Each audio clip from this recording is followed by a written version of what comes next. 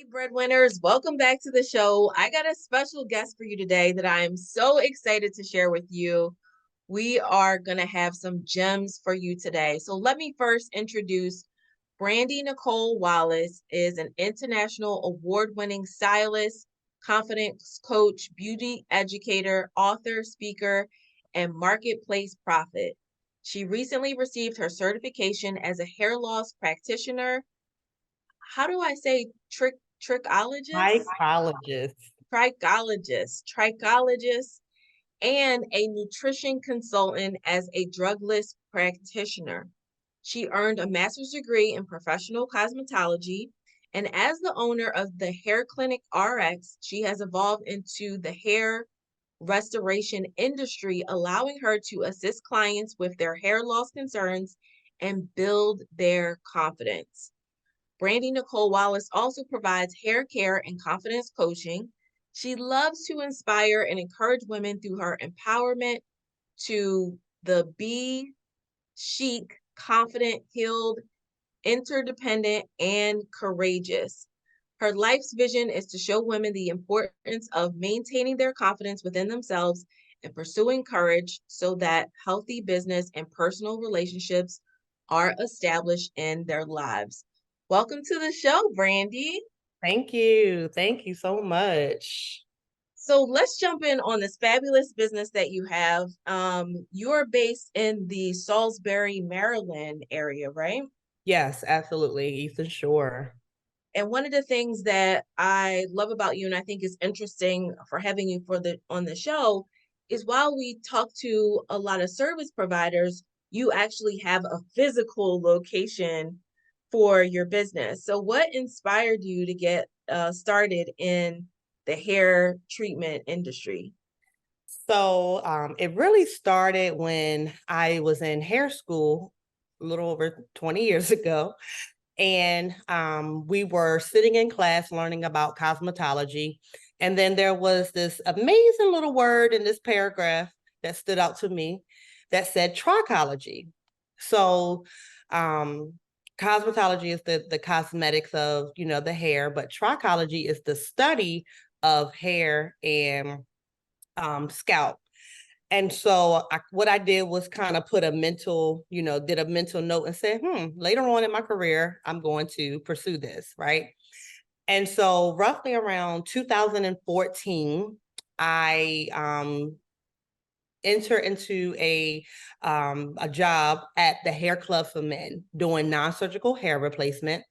There were some things that I really didn't agree with, and I'm just going to be very honest because I'm very transparent. I got fired.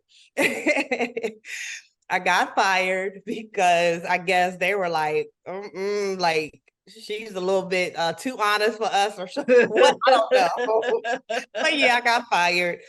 And so from there, just I have been in and out, doing, I've always had a physical location as far as my business is concerned, but, working for the Hair Club for Men, I always look for things to try.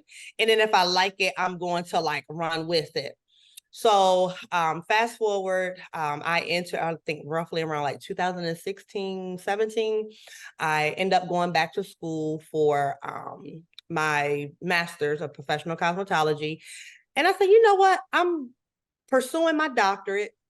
So I said, you know what? I'm going to open up a clinic.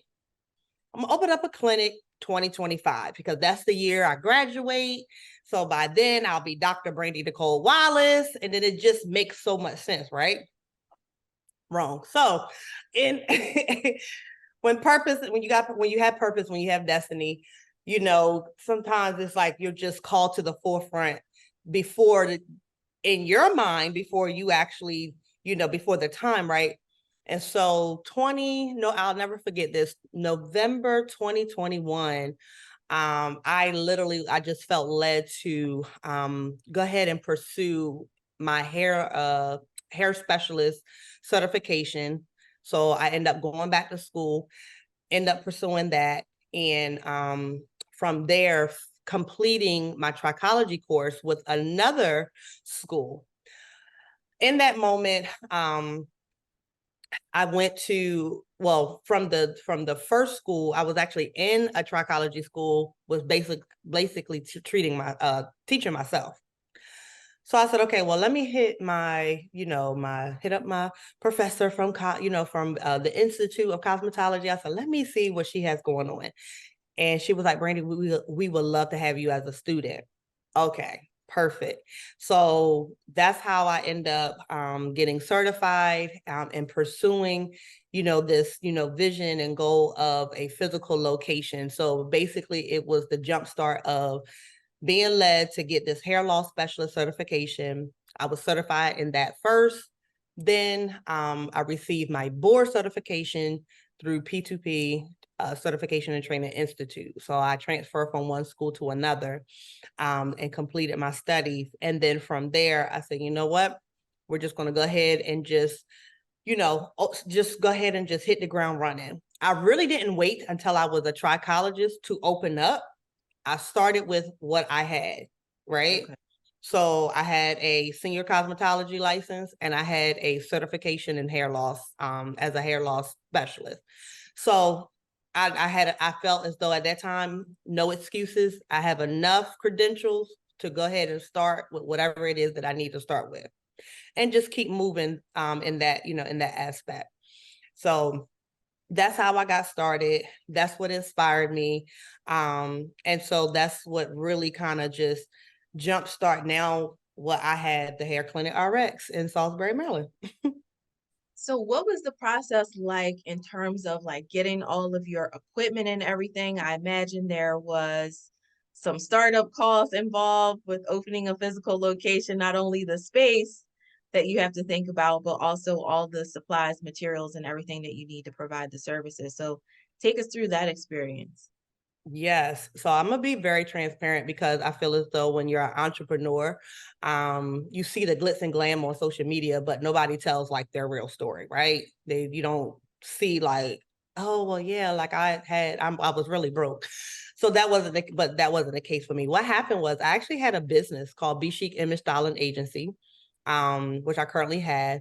And during the pandemic, I was privy to a lot of the funding, the free funding for business and things of that nature, because I had my documentations and all of my legalities in order, right? Mm-hmm. So I was privy to some money. Well, the SBA actually gave me a $14,000 grant.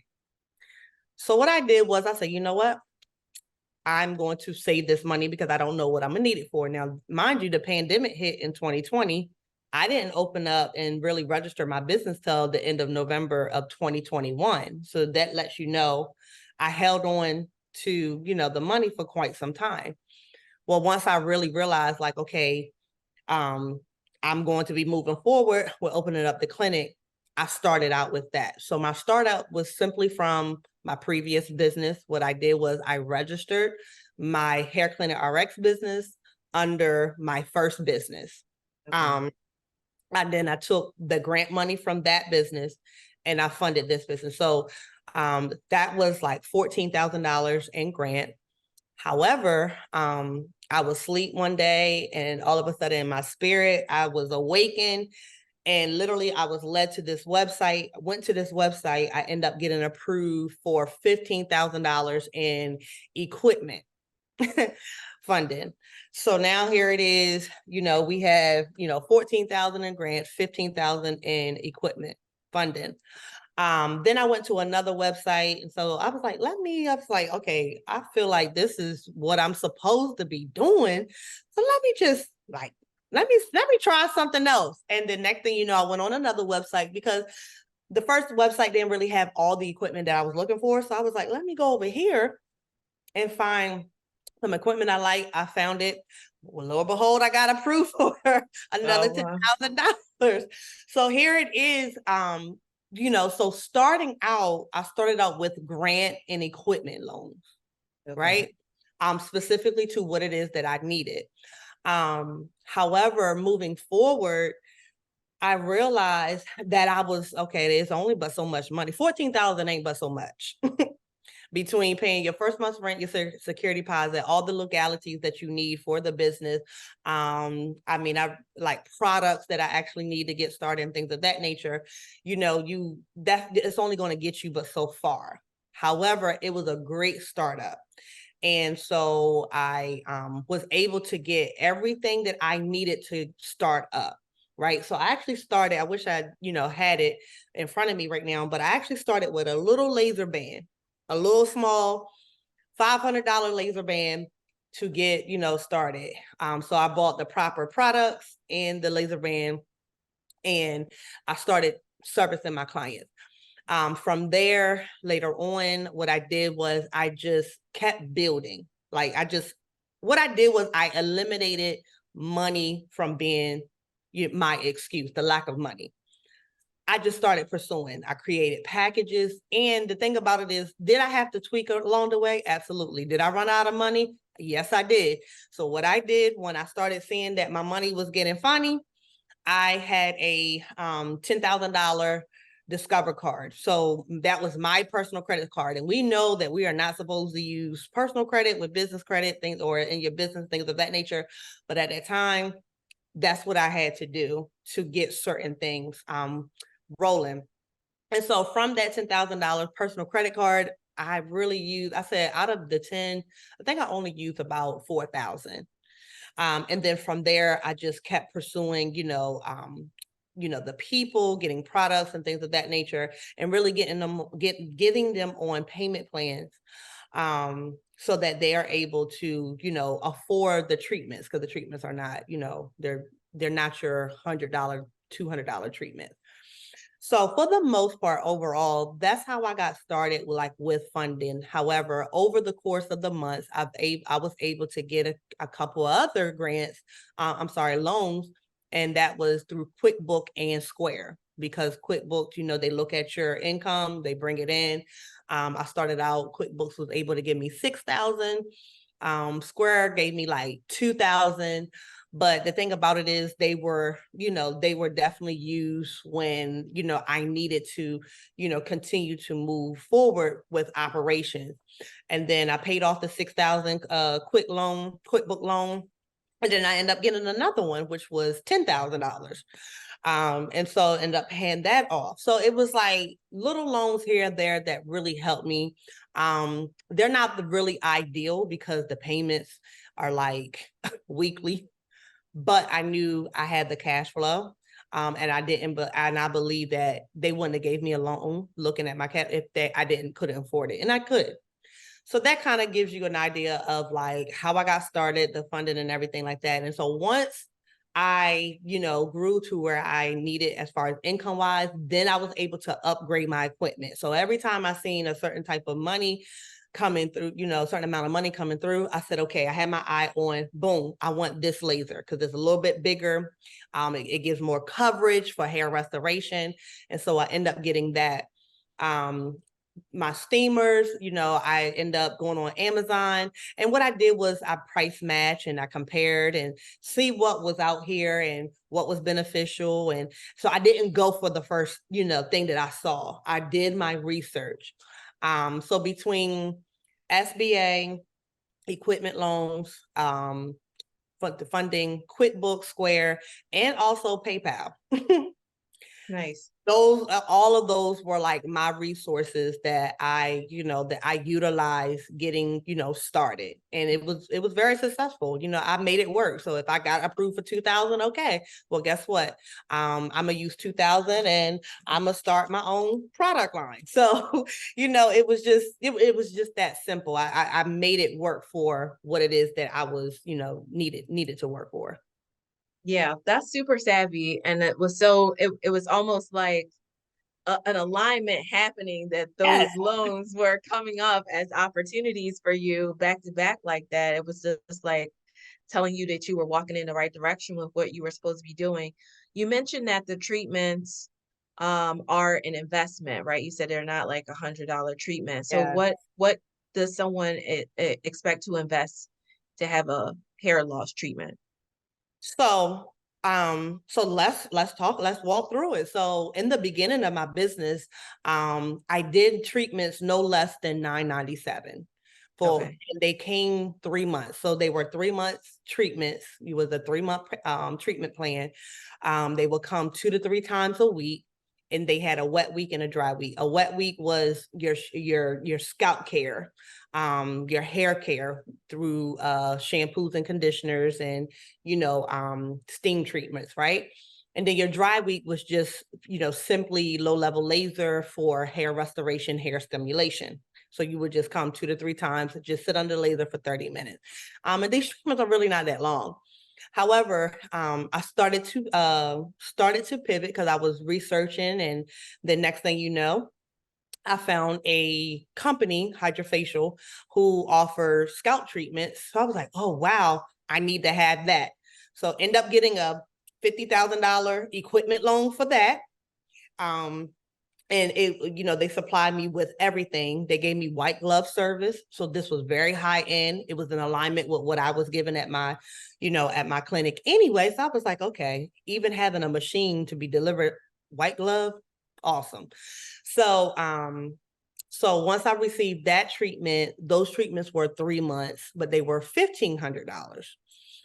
So we were doing anywhere from $9.97 to $1,500 treatments.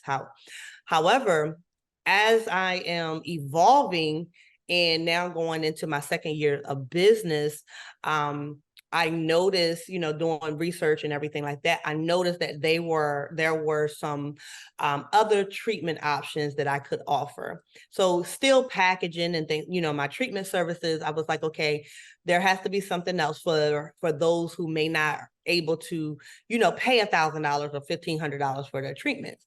And so Hydrofacial, as they begin to evolve with their service, with their scalp care service, they came up with packages where you didn't have to necessarily pay 15, but they had other options where you can say, hey, here's a package for $870. Here's a membership for $270. So what I did was I collaborated with, people with the product companies and the service companies that provides me the products and services that I'm able to do in the clinic, and they were able to iron out packages and memberships. So now moving from 1,000 to one package is from I think it's $9.97. The highest package I have is $5,500. And that's more so like your year plan and your non-surgical. That's when you start anything over 3,000, you're going into the non-surgical. But now we do have treatments as low as $270, and that's a membership. So you're still able to benefit and afford the treatments. So that's why, so that's how I started. And now I'm evolving because now we're just, we're learning to pivot when we need to pivot, add services, add products, and just make the most of, our treatments to give better options to our patient clients. Yeah, I love that. What's the offer for the memberships? Like what do they get for the membership? Like what's the service? Yep. So the service, they get a CareVive hydrofacial treatment. So basically what that is, I call that a scalp facial.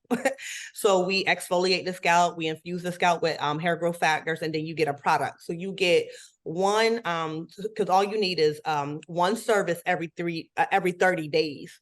So you get one treatment and 3 take-home spray per month. So you would just come in, get your service done. I don't see you for another 30 days. But the take-home sprays are your hair growth factors that keeps the stimulation and keep that follicle active in that growth phase. So it helps with that as well. So they basically, you get one service and 3 products for $270. Yeah, I love that you have such a range of options for people depending on where they are and what their needs are, Yeah. because it really allows them to still be able to take advantage of your services. And I love the membership model because that gives you recurring revenue Yes. as a business owner, which is like I love recurring income. Yep. So it's really a huge benefit for you. Who are you really targeting? Like who's your ideal client? So again, in the beginning, First starting out, my ideal client was those men, women, and children who were suffering from hair thinning, hair shedding, or hair loss. Um, and in all of those categories are a form of alopecia. And also if you had any scalp disorders and diseases. So if you had psoriasis, eczema, lichen planopilaris, because that's a scalp disorder. So when you have these disorders, but yet you went to a dermatologist, you don't, you tried and tried and tried times over to get this situation taken care of. We are able to now treat that holistically. And so those are like my targets, more so if you have any hair or scalp issues and you're leading to hair loss, right? So that's who I targeted. And like I said, that was in the beginning. Now I've noticed my business has shifted because being in business for almost 2 years now, I see a lot of women, African American, who suffer from citrical alopecia. Which is a scarring alopecia, and it comes with inflammation, itching, and things of that nature. So now my target has shifted. While I still see that, the person that still deals with loss, thinning, and shedding, or scalp disorders and diseases, I'm now more so focused on that African American woman that is suffering from a burning, inflamed scalp, itching, tenderness, things of that nature, because those are the symptoms of citrical alopecia. And with the lack of education, now my goal is to educate our community, because 15% of African American women suffer from this particular hair loss because they're not educated. So now that is my target audience. What are some of the typical results that your clients see? Like they where are they when they start, and then where are they when they're finished their treatments with you? Absolutely. So we look at patterns. So we actually have a scale that we measure the hair loss, right? And so we have something called the Norwood-Hamilton scale, and then the Lewig scale. So the Norwood-Hamilton, that's your male pattern baldness, which women can still have. And there is female pattern baldness. That's the Lewig scale. So depending on the scale will determine how long they are with me. So anybody that's on the first stage of hair loss on either end spectrum, they're recommended to just be with me for 3 months, as long as I'm able to get some blood work and some hair samples, so that I'll know how to actually, treat internally as well, because we do the wellness piece here. They're with me from the time for 3 months, pretty much. And so what that looks like is they just have just a little bit like edge loss, thinning, or like a wide part. It's not necessarily too wide, but you can tell like, wait a minute, I'm losing some hair because my part is a little wide. If that is the case, trust and believe you're headed to female pattern baldness. So they're with me for 3 months. By the end of their treatment for 3 months, usually around the 45, 60-day mark, they actually see increased density, and they see increased density anywhere from 15 to 35%. So we've actually increased the density by that much. However, if you don't have any ailments, illnesses, or things of that nature, you can see about 55% of your density improving by 90 days. Right. I tell anybody, you really don't see real hair results or hair growth results till roughly around the 90-day mark. Usually, if that's the case, then they're usually with me for an additional 2 months. So a total of 5 months. Someone that's with me 6 months is now in that second or get ready to go in that third phase. We call that a moderate to severe hair loss, right? And so that's where, you got almost like that horseshoe shape, or that really extreme wide part, or that middle section is really thinning. And so we recommend 6 months. And usually they'll see results anywhere from 35 to 55% as well, roughly around the 4th month. And again, everything, it's really no cookie cutter. Like, everything is case by case scenario because of health issues, nutritional issues, medical history, family history, lifestyle, hair, styling history. So all of those components really determine how long you're going to be with me. However, we do at least tell you that you can see at least 55% of increased density hair growth in your hair with any of our treatments. Wow, that's great. Those are fantastic results. So let's talk about how you are attracting these clients and getting them into the Hair Clinic RX. What Yep. are some of the marketing strategies that you're using to be able to reach your clients? Yes. So my first marketing strategy starting out, and this actually blew me out the water.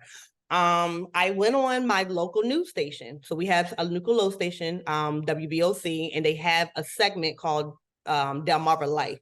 So I actually went on Delmarva Life as the expert, and I did literally like a minute and a half, and it's on my website, segment just explaining who I was.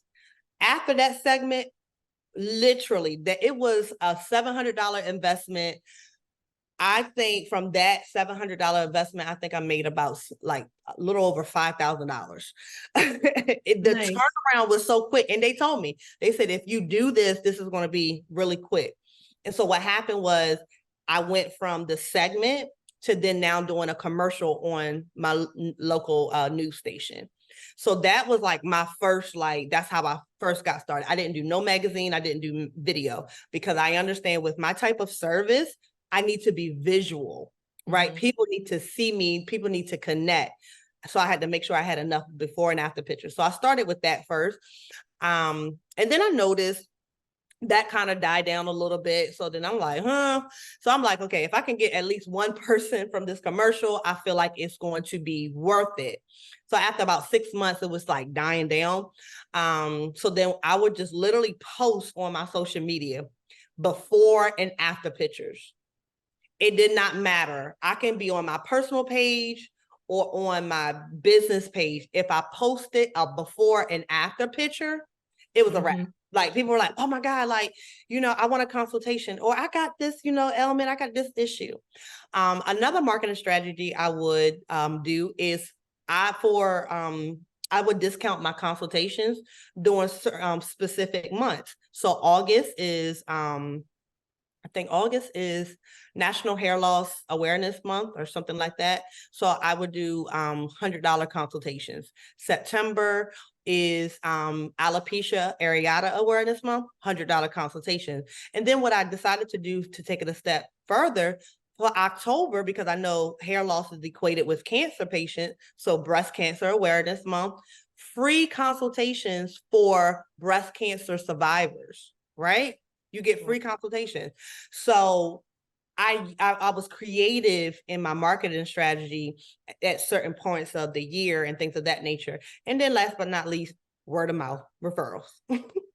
Yeah, that's great. Do you find that you have a certain time of year that the business, it may be a little hard to say going into your second year now, but do you find that there's like a seasonality to your business at all, or not Not really? at all. No. Okay. Thank Yeah. God, because in the hair industry, you do like some summer months for some stylists is like dry because people are braiding their hair. Nope. Yep. Go to the braids. Yeah. Yeah.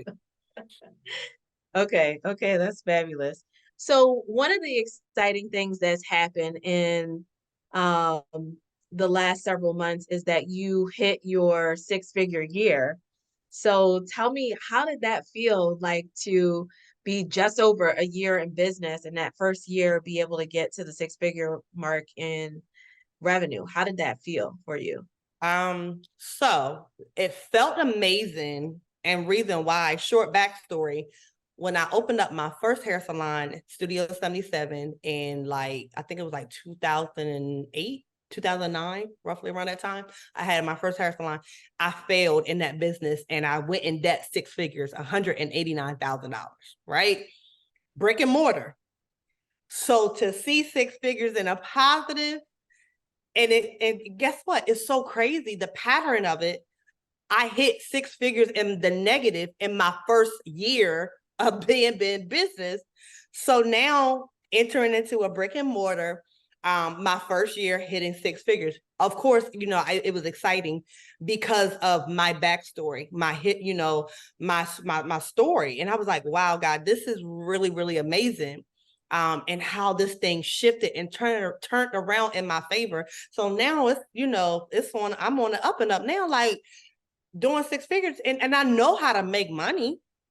But when trials and tribulations come and you're connected to the wrong people and things of that nature can really hinder you. And so I was very intentional this time with this brick and mortar to be very intentional about my movement. I was intentional about my connection. If I went through two receptionists. If you just was not, aligning with my core values, you had to go. I just without any apology, right? Because I knew that I had a standard and I had to live up to that. I had goals, I had morals, I had vision, insight, and things of that nature. And all of those things helped me to really reach that mark. So it was exciting. Do you think they're like looking hindsight being 2020, what do you think were some of the things that were instrumental in helping you to get there? Okay, so I took a class. It was a beta class, a business class, just like a business collective group. And I thank God for that business collective group because when I tell you I wasn't doing business right, I didn't even have a QuickBooks set up. So for me, just simply having QuickBooks, and then not being afraid to look at my numbers. So when you deal with the spirit of rejection, it does fall over into your business. So when you dealt with rejection in your personal life, it falls in your business. And so spirit of rejection, what it fell on me and how it showed up in my business was me being afraid of looking at my numbers because I didn't want to feel like I wanted to fail.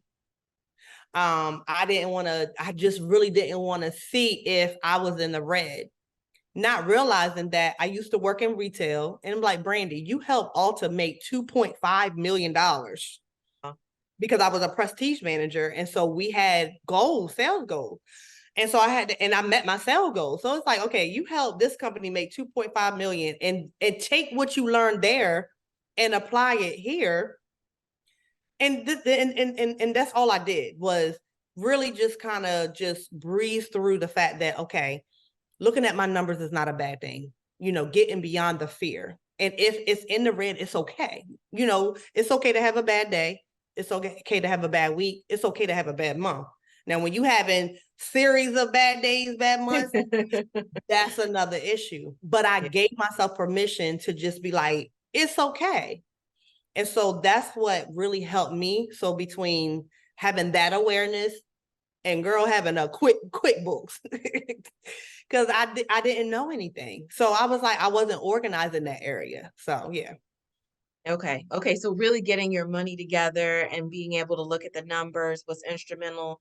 And I really agree with that. One of the things that I often say when it comes to your sales, if you're playing for nothing, you're guaranteed to hit it, right? Like if you don't actually have a plan for this is what I want to make in a given month, this is what I plan to earn, here's the marketing that I'm going to put in place in order to get there, then you're not going to be hitting your numbers. So I can totally see how, you know, just making that shift of looking at your numbers. Mm-hmm. Now, do you find that your services, in terms of how you got to your six figures, was there one of your services that was more instrumental than the others? Like, do you have like a bread and butter that you're typically doing? I honestly know it was literally a combination of the reoccurring, the memberships, the CeraVe hydrofacial, the packages. And another thing that I would say that was really, really beneficial is actually having a finance company. So I actually have a finance company that does not pull, it's no hard credit pull. You need as low as a 520 credit score and $1,000 a month to get approved for funding to pay for your services. And so I had that along with some other funding financing companies to assist with individuals to afford my, services. So honestly, no, it was literally like depending, because like I said, it wasn't cookie cutter for me. So where I felt as though that, okay, whoever was a good fit for just laser, they got that. Whoever was a good fit for just CeraVe, they received that. A combination of the laser and CeraVe, they received that. And so it was just a combination of my services that really, really was just beneficial overall. And you also accept health savings accounts, right? Yeah, so HSA and FSA, absolutely. And insurance. So health insurance will pay for the non-surgical side. Yes. Really? That's Yeah. super interesting. I didn't even think, but I guess it's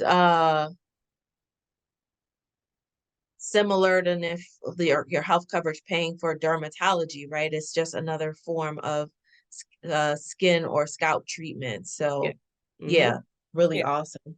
Mm-hmm. Now, what's your team look like right now?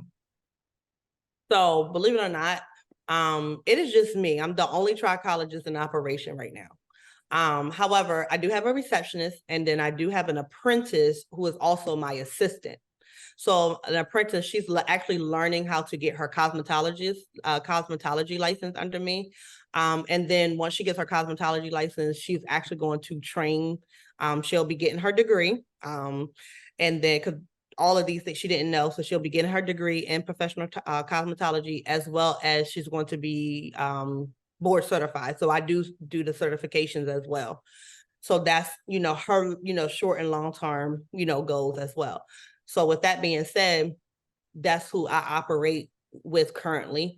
But then just recently started motivating students at the hair school, and now I have 3 potential new stylists coming on that are actually going to get certified to do trichology as well. So if that's the case, then I'm looking at current and futuristically at the same time 3 new cosmetologists slash cosmetologists in the field. And I also do have I do have an accountant. I have, so that does make up my team. So my accountant, my assistant, and then my receptionist. That's great. One of the things I always say to my clients as business owners is that when you're looking at that first hire, you want to look at somebody that can support you on the client delivery side. Because if you have someone that is an assistant who can also do client delivery work, then it helps you to create more capacity in your business for the number of people that you can serve and put you in a better overall place, as opposed to just having an admin who may not be able to do anything that can be revenue generating for the business. Yeah. It's really good to have somebody on that delivery side. So I love that you have that. Okay, so let's talk about your vision for the business. Where do you see yourself going from here, Brandi? You've done so much in the year and a half, 2 years that you've been in business. So where do you see yourself going? So right now, I'm in a 700 square foot space, and I just built a second room just so that I can expand my capacity. So first goal is I want multiple locations. However, with this location, I'm looking to now generate at least I can for this location, and I just did the numbers actually a couple of days ago, just did the numbers, trying to hit at least 60 to 70K a month here in this location, because that's my cap. And then moving forward into expanding the location. But what I want is this will be the salon slash the salon's wellness center. And then the second location is actually going to be the treatment center. So that's going to be more like a doctor's office set up with multiple rooms. So I will have another set of staff over there, like receptionists, and then assistant trichology, hair loss specialists and assistants in that area as well, because I still have a salon, so I still want to keep that I still want to keep this location for those who transition from their hair restoration and they grow their hair back, where they still have a salon home, right? So basically that's the overall vision, to keep this location max out at 70 to 80,000. Once I hit that consistently, then I'll expand and move over to the doctor's office and to actually open up a treatment center. And so that's right now, that is my overall vision for the next I would say probably like within the next 2 to 5 years. And are your current clients also getting salon services? They are, yes. They are. So Yep. after you do a treatment on someone, I mean, you do like a wash, style, curl their hair and everything? Yeah, so they are still able to receive, so they can, if they have gray hairs, they can get color. They're still getting relaxers as long as I approve it. So they're not really getting anything unless I approve it. So I have to see improvement. So there are some people that I say, hey, no, you can't get color, nor can you get relaxer. But they can get, blowout, silk presses, things of that nature. I had a client who she was getting treatments, but I had to weave her up. So so yeah, they're still able to get specific styling services as long as I approve it. Yeah. What advice, Brandi, would you leave for other service providers that are looking to grow their business to six figures and beyond that can help them, get on track? So how I did it so quickly and so fast, packages, like package your service, give value, and then also have a financing option. So Afterpay is really good, but then there's other financial companies out there that will be able to assist and help you, help your clients or whoever it is that you serve to afford your services. But I recommend highly packages. And if you need marketing help, if it's possible to show some before and afters of whatever it is, whether it's a service or product. If you're selling a product, yes, you want to definitely show before and afters, because that will definitely capture the audience. But just really packaging your services and then offering finances, I can tell you that's the most effective way that is going to allow you to hit six figures, and then help you leverage your income, so that you'll be able to have that money to be able to expand if expansion is in your vision later on. I love that. That's great advice, Brandi. I love packaging your services and then get those financing options. And more of these financing companies are popping up. So there are several that you can look into, including Afterpay, depending on what type of services that you have. I know in my world for business coaching, there's companies like Coach Financing and other companies that you can get assistance for being able to pay for coaching services. So definitely look into those financing options for your business. Well, thank you so much, Brandi, for spending this time with me. It's been really awesome to learn more about your business. I wish you so much success. My final question for you is, what does it mean for you to be the breadwinner of your business? Hmm. Honestly, it's for me, is what it means to me is more so just being able to be humble and be able to create and establish legacy. Um, Yes. for me, it's just really it's the legacy piece, only because so many times, especially in our community and our culture, our children and our grandchildren, which I am a grandmother, surprisingly, right? 30 old grandmother. But our children and grandchildren really don't have anybody that they could, or they don't have too many people that they look up to. Or in our culture, the likelihood of someone leaving something behind is very slim, right?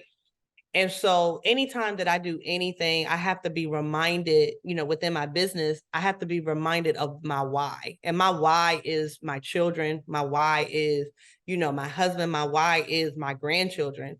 And to be able to be not even just a breadwinner, but just, someone that it desires to leave legacy and inspiration. So it's an amazing feeling. And I'm just excited. I can't wait. I'll come back on your show when I hit my million. I mean, I come back whenever you want, but then when I hit my first million, we definitely have to talk about it. Yes, Like, okay, absolutely. what did you do to get to your first million? Yes. So Love that. I cannot wait. I'm sure it won't be long at the rate that you're going. yes. All right, Brandi, it's been amazing to speak with you. Wishing you much success in the future of your business. Thank you.